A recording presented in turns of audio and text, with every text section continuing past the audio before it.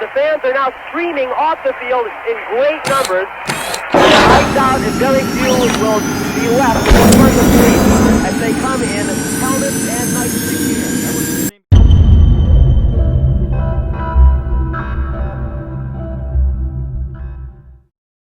Hello everybody and welcome to Off the Bat. Today we will be discussing one of the darker nights in MLB history, Disco Demolition Night.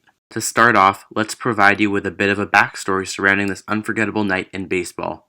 It was the late 1970s and disco was at its peak. It had recently become established as the most popular music genre in the United States. This caused a lot of backlash among rock music fans, and as a result, they all felt it would be appropriate for them to come together at a White Sox game and hate on disco music. The man who was behind all of this goes by the name of Steve Dahl. Dahl was a popular radio host from a rock music station and was an anti-disco campaigner. Steve Dahl also happened to be good friends with then White Sox owner Mike Veeck. Veeck had been well known for using multiple unique promotions in order to get people to come to White Sox games, so he had been all over Steve Dahl's plan to have an anti-disco promotion called Disco Demolition Night. Steve Dahl's suggested plan was that every fan who brought a disco record into the front entrance would be able to get in for just 98 cents. All of the ushers would collect these disco records and put them in a big box in center field that would be lit on fire, hence the name Disco Demolition.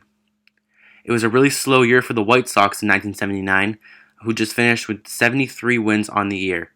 As a result, their attendance was only around 15,000 fans per game, and the promotional event was expected to bring an attendance up to around 20,000 people.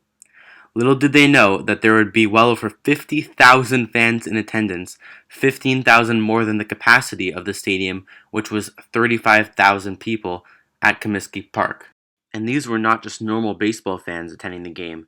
These were a bunch of rock fans supporting Steve Dahl's anti-disco campaign and focusing on that more than the game itself. Because of the unexpected attendance numbers, there wasn't enough security hired to contain all of these people. A bunch of people were acting rowdy and wild, and it couldn't be stopped. Many fans brought multiple disco records so that they could toss them onto the field like frisbees during the game. The White Sox were playing the Tigers that night, and one of the Tigers' outfielders, Ron LaFleur, deemed it as a horrifying night for himself and the other players, with fans zinging the records in close proximity to the players. It got so dangerous that the players started wearing batting helmets in the outfield to protect themselves from flying records. After the game, the large crate of disco records exploded as planned.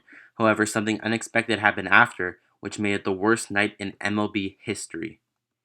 Tens of thousands of fans started rushing onto the field, starting a huge riot. Players were getting into fights with fans, and it was an absolute disaster.